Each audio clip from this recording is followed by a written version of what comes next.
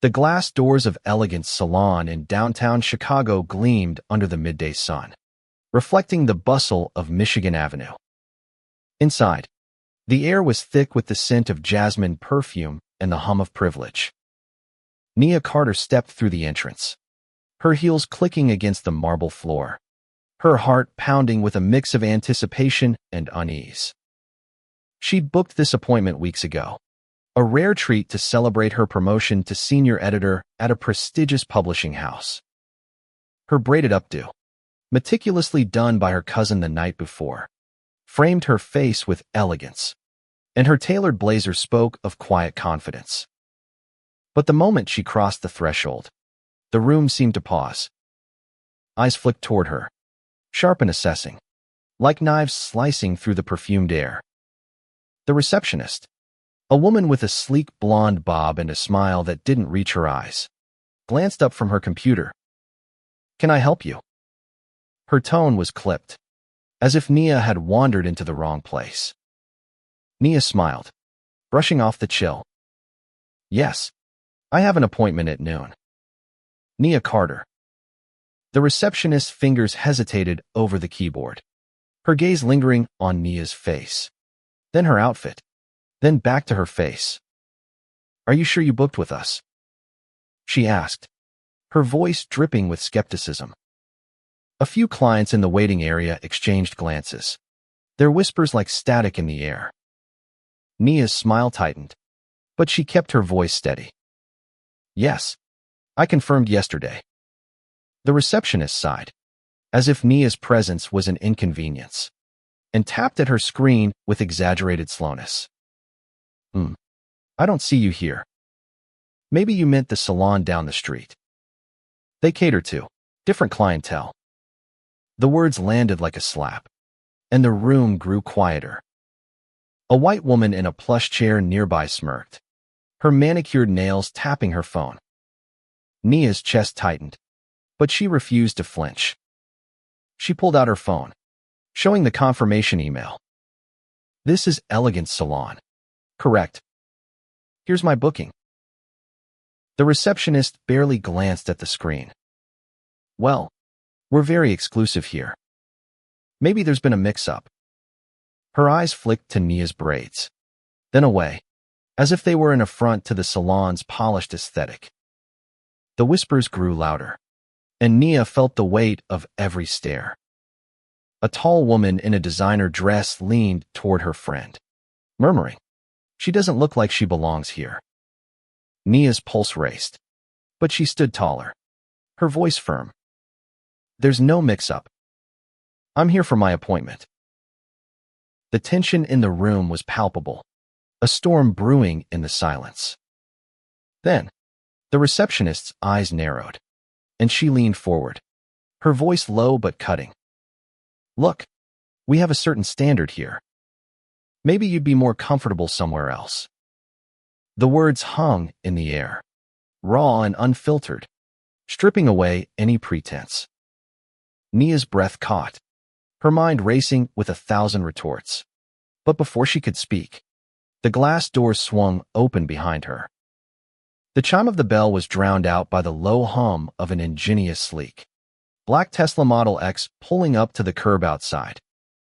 Every head in the salon turned, the whispers dying instantly.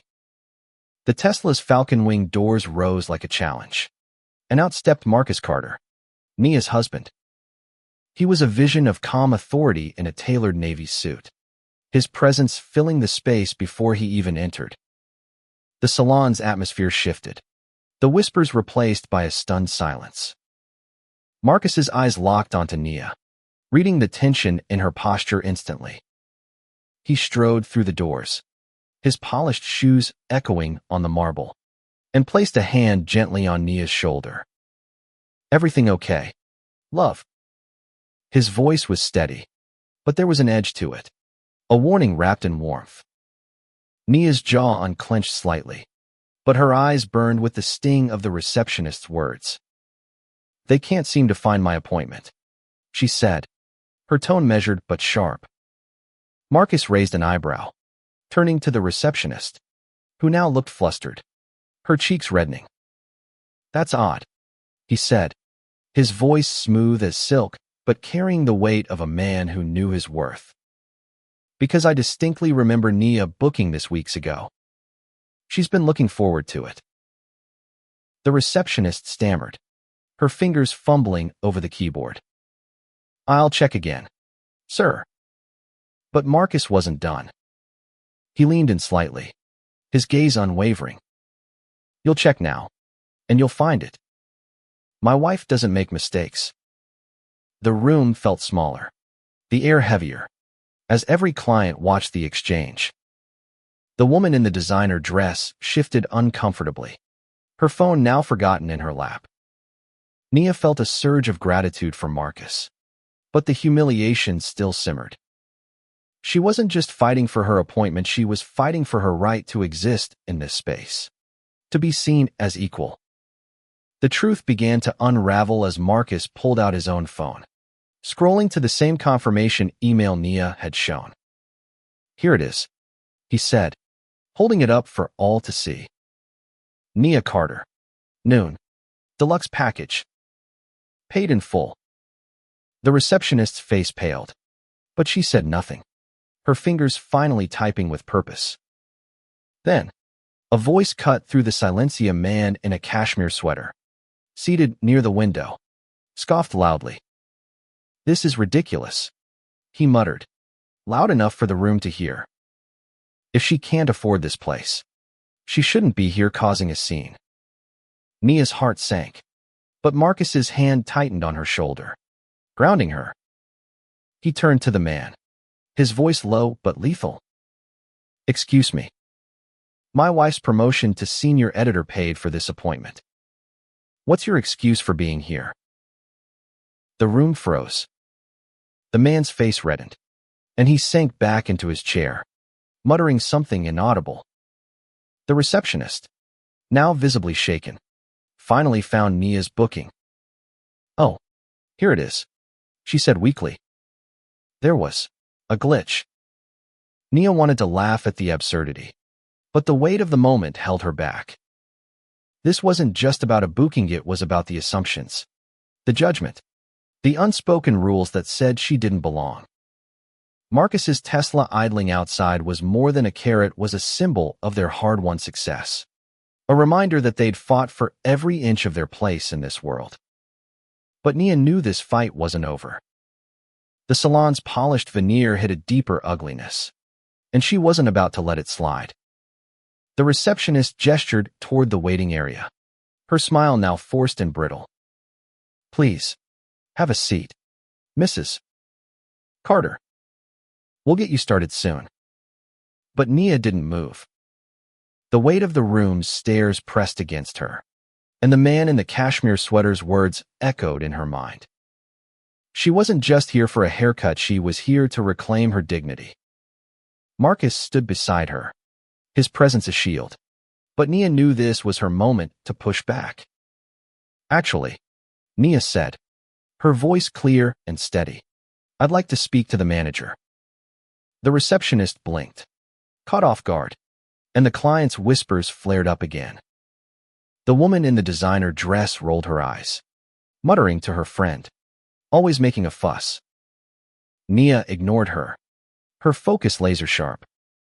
Marcus gave her a subtle nod, his eyes gleaming with pride.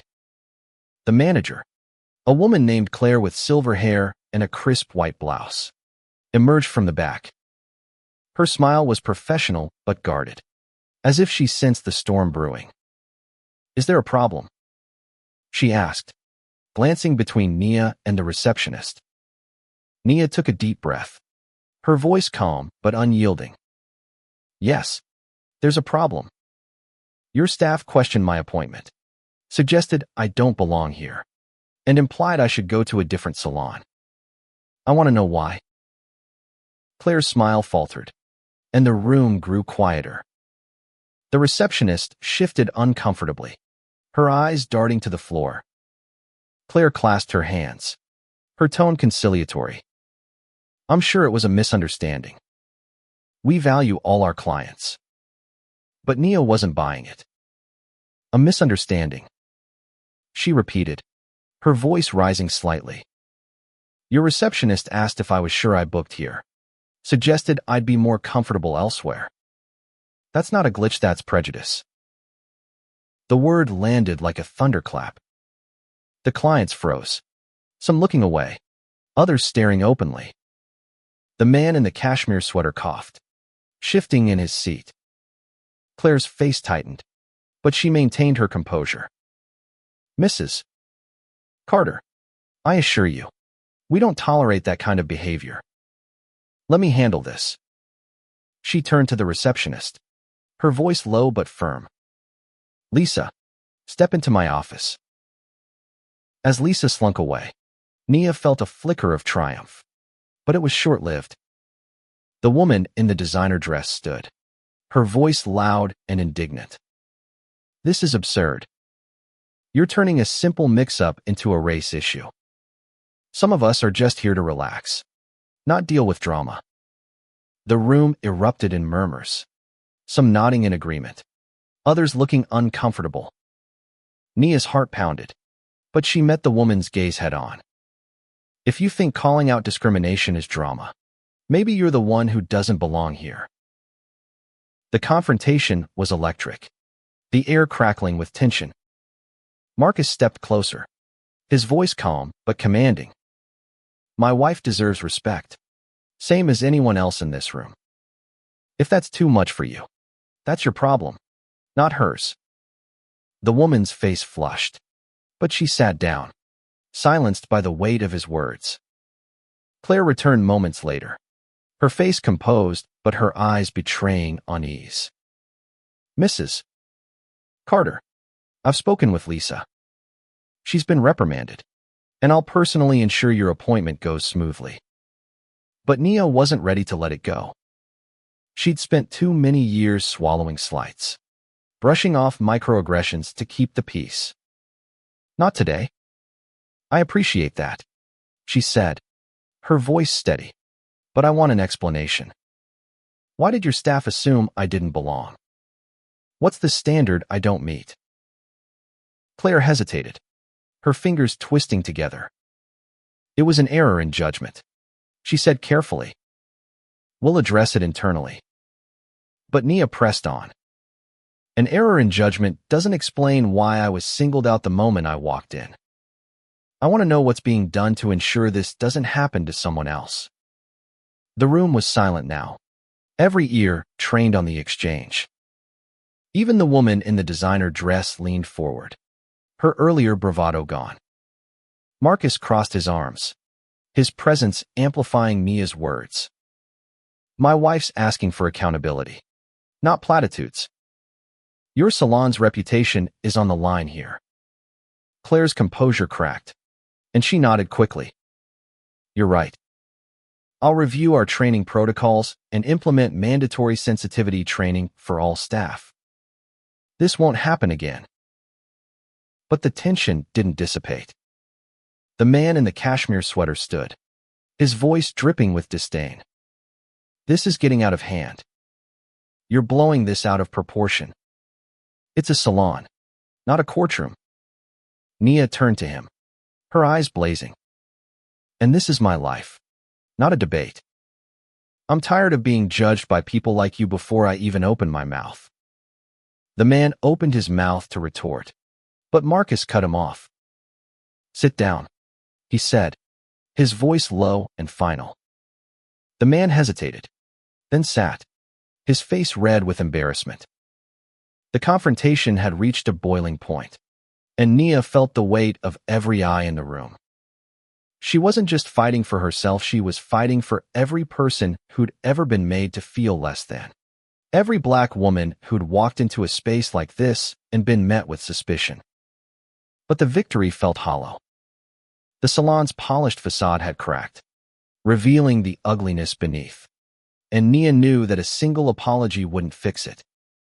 As Claire escorted Nia to a styling chair, the other clients avoided her gaze, their earlier confidence replaced by unease. Nia sat, her back straight, her heart still racing. Marcus stood nearby, his presence a quiet reassurance.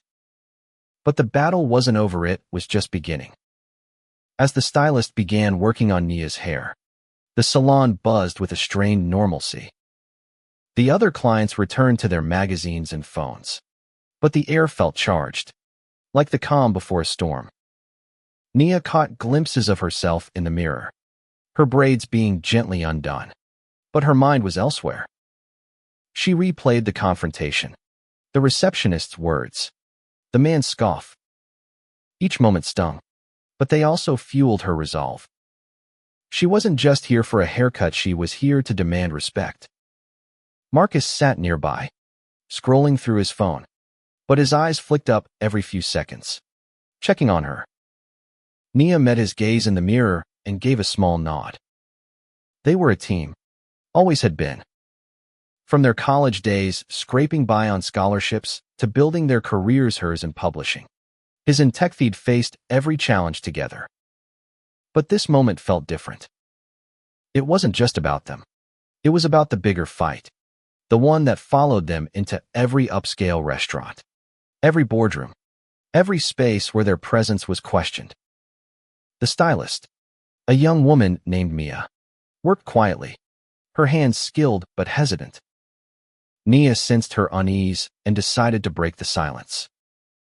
"Have you worked here long?" she asked, her tone warm but probing.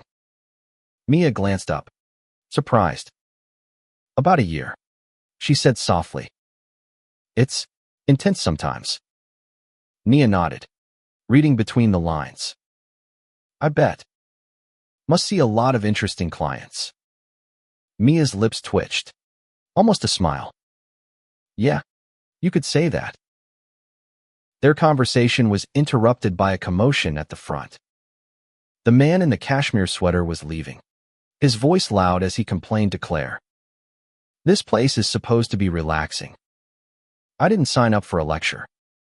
Claire murmured apologies, but he stormed out, slamming the glass door. The sound echoed, and Nia felt a pang of satisfaction. Let him leave, she thought. He couldn't handle the truth. But the victory was short-lived.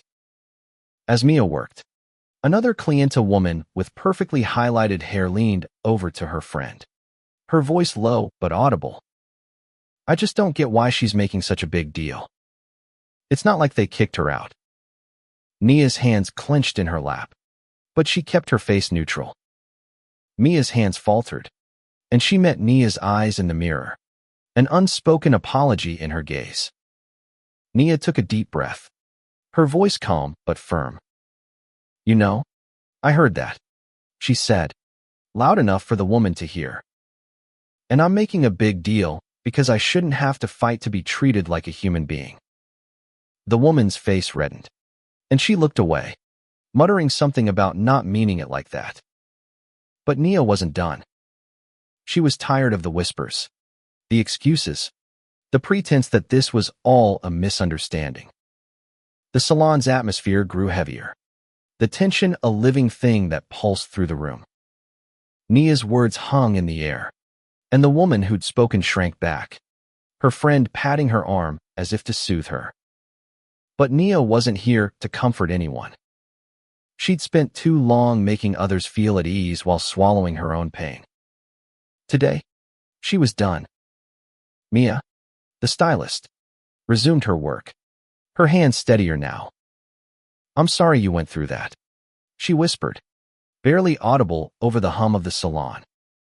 Nia met her eyes in the mirror, seeing genuine empathy. "Thank you," Nia said softly. "But it's not just about me. It's about everyone who walks in here and gets treated like they're less." Mia nodded, her expression somber. "I've seen it before," she admitted. "Not always, but enough."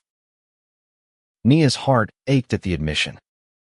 This wasn't just one bad day, it was a pattern, a system that let prejudice fester behind polished smiles. She glanced at Marcus, who was watching the exchange with quiet intensity.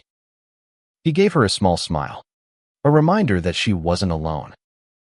But the weight of the moment pressed down on her. She wasn't just fighting for herself, she was fighting for the next black woman who walked through those glass doors. The next person who'd be judged before they could even speak. Claire approached, her face a mask of professionalism. "Mrs. Carter, your service is on the house today. We're deeply sorry for the inconvenience."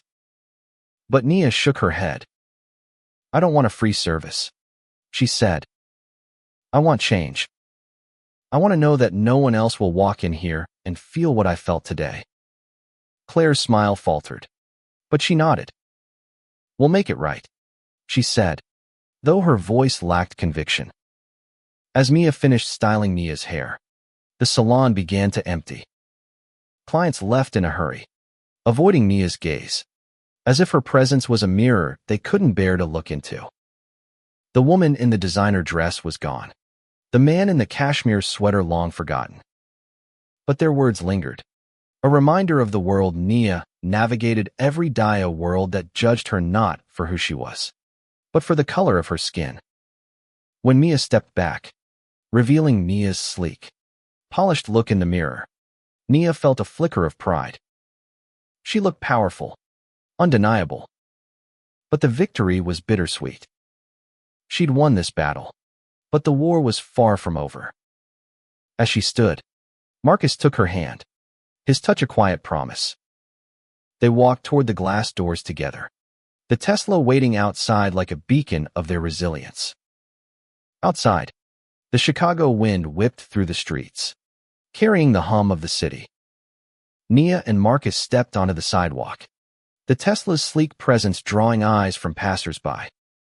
But Nia's mind was still inside the salon, replaying every word, every glance, every moment of judgment. She felt raw, exposed, but also alive with purpose. Marcus squeezed her hand, his voice low. "You were incredible in there," he said. "I'm so proud of you." Nia managed a small smile, but her heart was heavy. "I shouldn't have to be incredible just to get a haircut," she said. Marcus nodded, his jaw tight. "I know. But you showed them who you are. And they won't forget it." They climbed into the Tesla, the doors closing with a soft thud, shutting out the world for a moment. Inside, it was just them, Nia and Marcus, two people who'd built a life against the odds, who'd faced down prejudice and come out stronger. As Marcus pulled away from the curb, Nia's phone buzzed.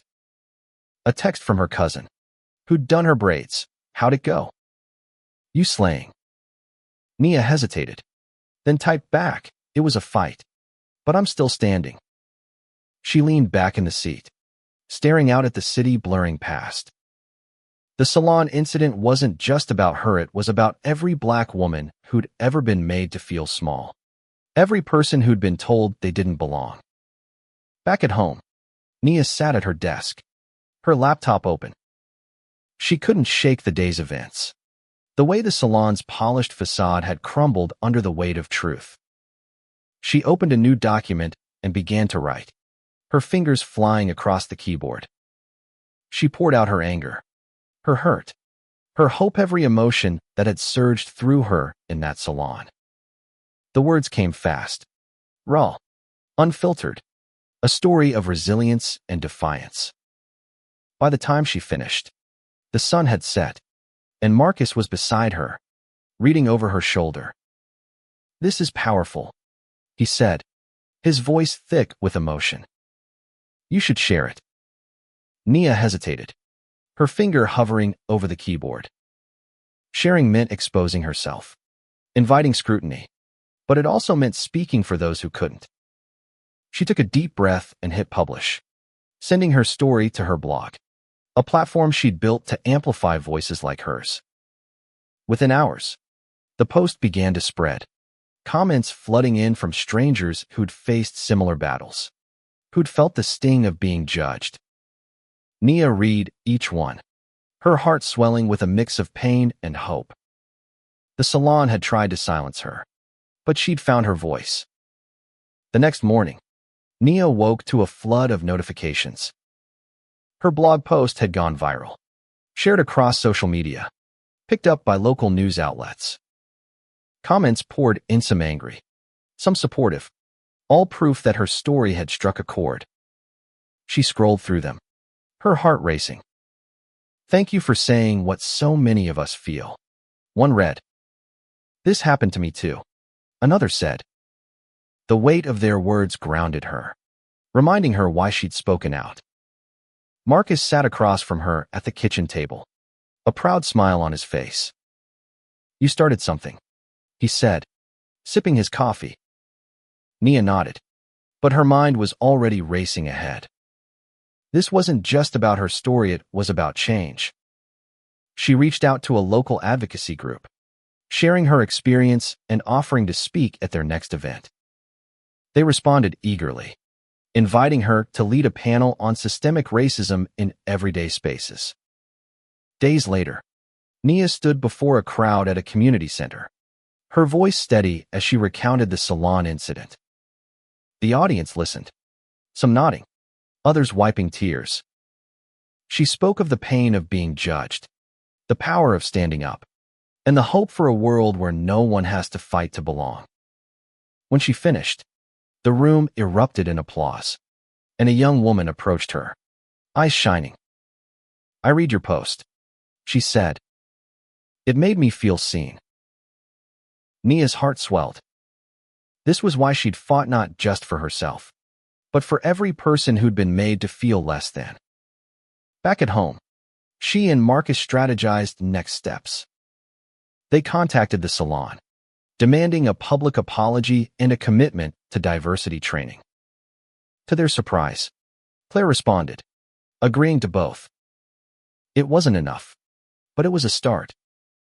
As weeks passed, Nia's story continued to ripple. The Salon implemented new policies, and Nia's blog became a platform for others to share their experiences. She and Marcus hosted community forums, turning pain into action, building a network of voices demanding change. The Tesla, once a symbol of their success, became a backdrop for their Miss Iona, reminder that they'd earned their place, and no one could take it away. In the quiet moments, Nia reflected on that day in the Salon. It had been a battle, but it had also been a turning point.